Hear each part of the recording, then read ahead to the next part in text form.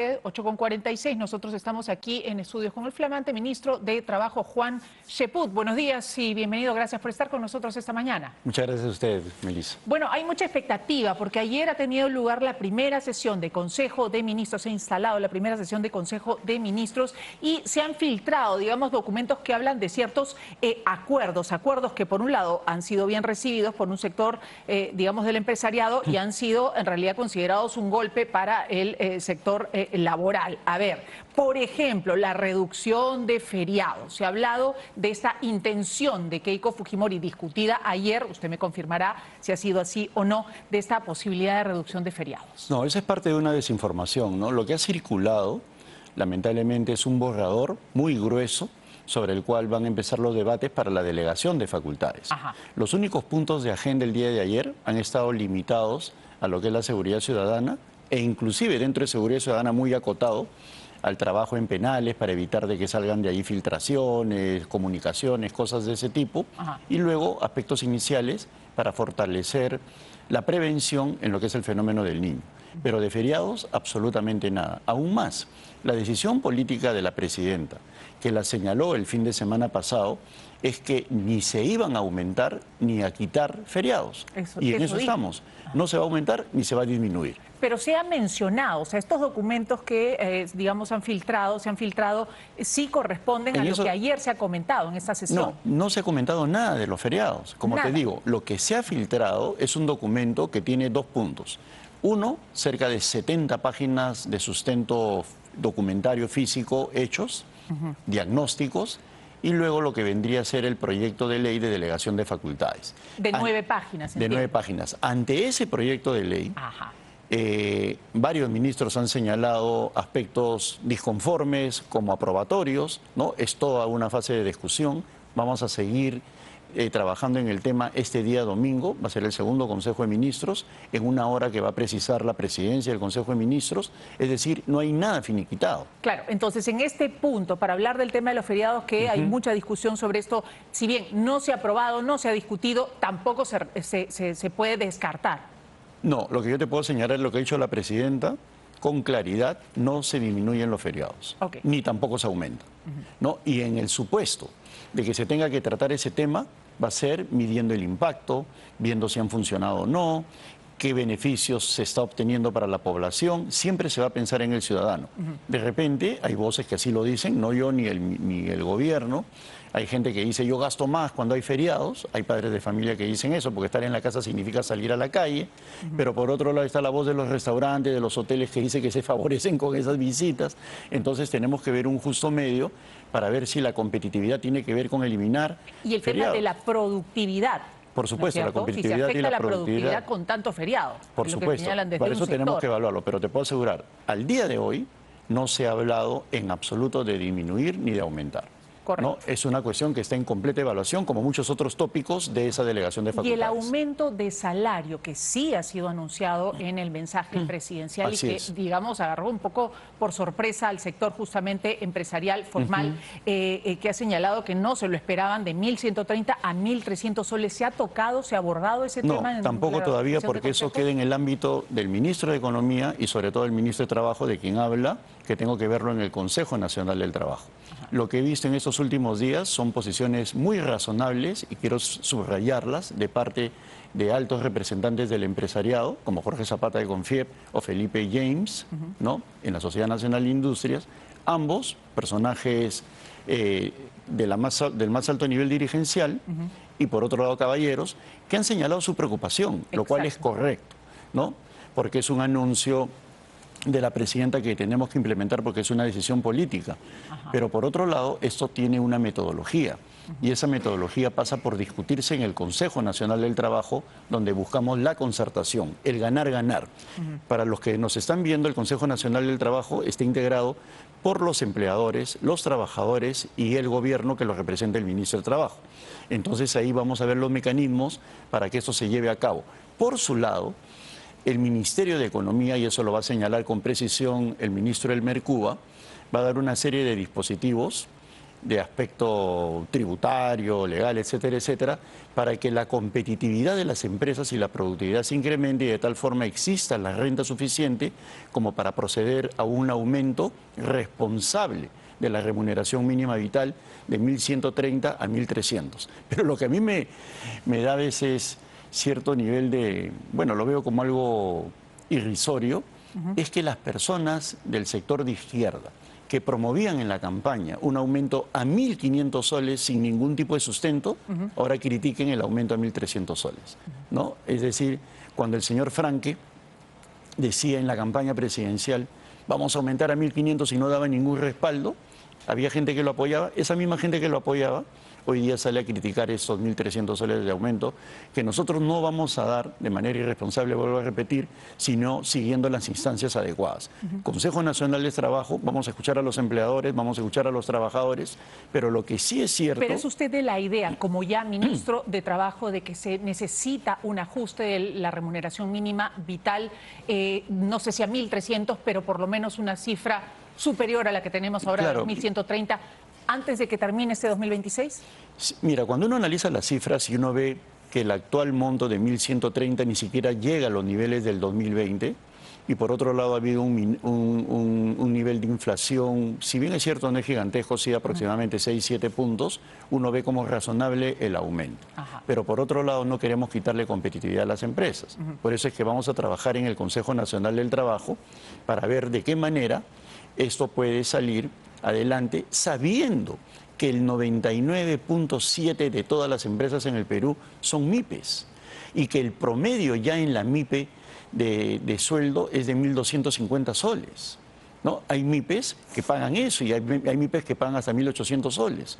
Entonces, pero hay otro sector que está rezagado y por otro lado, dentro de esas MIPES, estimada Melissa, hay un 88% de informalidad. Exacto. Entonces nosotros y justamente en este documento filtrado y en esto que supuestamente, en esta primera sesión de Consejo de Ministros, se ha hablado de la posibilidad de formalización de las pymes, de las microempresas. ¿Se ha abordado, se ha dicho? No. Está en el documento, como tú bien lo señalas, está en el documento, pero todavía no hemos llegado a ese nivel de detalle. De detalle. O sea, pero sí lo que tiene la presidenta es el sentido de urgencia. Y para eso hay dos elementos centrales. Uno, el de la seguridad ciudadana, que se está trabajando desde el primer Consejo de Ministros y se va a continuar tratando este día domingo, y el otro que tiene que ver con el fenómeno del niño, que hemos recibido un país en el cual no se ha hecho nada para prevenirlo a pesar de haber tenido plata.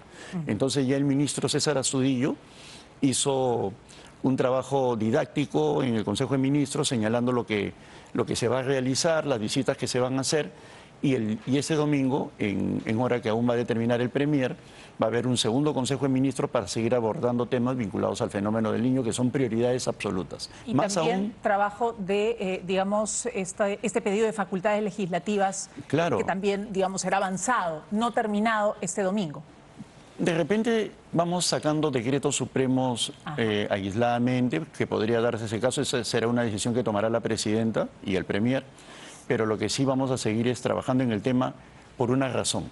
Si nosotros esperamos los tiempos del Parlamento, yo entiendo a los señores diputados que he escuchado, he conversado inclusive con un par de amigos diputados que me dicen, bueno, es difícil darle la delegación de facultades, y yo les digo, pero ustedes durante todo agosto se van a dedicar a la conformación de comisiones. Yo he sido parlamentario, van a estar discutiendo eso y recién entonces veríamos el tema en septiembre. Y me dicen, tienes razón, tenemos que adelantar. Claro, si ustedes quieren que trabajemos desde hoy en estos temas, nos tienen que delegar facultades, y eso no es que ceda, como dice alguien por ahí, soberanía ni funciones constitucionales. Es simplemente entender que los tiempos exigen premura de parte del Ejecutivo. Y yo le decía a estos amigos diputados, y hoy día tengo reunión con un par de senadores para explicarles lo mismo. Además hay otro componente que tienen que tomar en cuenta los señores diputados y senadores, que es que este 4 de octubre se cambia de gobernadores y de alcaldes, y a partir del 1 de enero tenemos nuevos gobernadores y alcaldes que están en una curva de aprendizaje. Entonces tenemos que avanzar por el fenómeno del niño encima, como tú bien dices, tenemos que avanzar al máximo en ese periodo, ¿no? Y espero que los senadores y diputados entiendan eso. Pero, digamos, hay se puede ver ya políticamente reticencia de algunas bancadas respecto al pedido de facultades y respecto a las primeras políticas de Keiko Fujimori. Juan Paredes Castro señalaba incluso que él ya ve la posibilidad de una oposición obstruccionista. Pero es cierto lo que dice Juan, yo respeto mucho lo que él dice, pero ahí entra la acción política, ¿no? Yo pretendo, muchos ministros vamos a hablar con los senadores y diputados y les vamos a decir, por ejemplo, que ellos tienen mecanismos constitucionales para fiscalizar al Ejecutivo.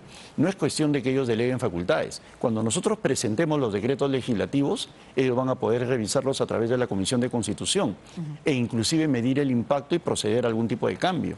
No es que se ceda así un barril sin fondo, ¿no? Es una cuestión de confianza. Claro, ¿no? Es una cuestión en la cual ellos también van a tener permanentemente facultades para poder fiscalizar no solamente el ámbito de acción del decreto legislativo, sino su propia precisión, ¿no? Cuando tengan que hacer el debate interno. Otro punto importante en lo que a su cartera se refiere es salud, la crisis que tenemos en el sector salud, en este punto específicamente en el seguro social, que es preocupación de todos. No hay citas, no hay medicamentos, no hay salas para cirugías, en fin, hay un desgobierno y hay una crisis muy, muy profunda, muy marcada. ¿Qué propuestas plantearía? Si se requieren, ¿considera usted cambios urgentes en las autoridades de salud para empezar, digamos, a salir de esta crisis? Sin ninguna duda, ya en las próximas horas, en los próximos días, se va a decidir quién es el próximo presidente de salud. Estamos actuando ahí con mucha seriedad con el presidente del Consejo de Ministros y la propia presidenta para colocar al frente a un profesional de primer nivel.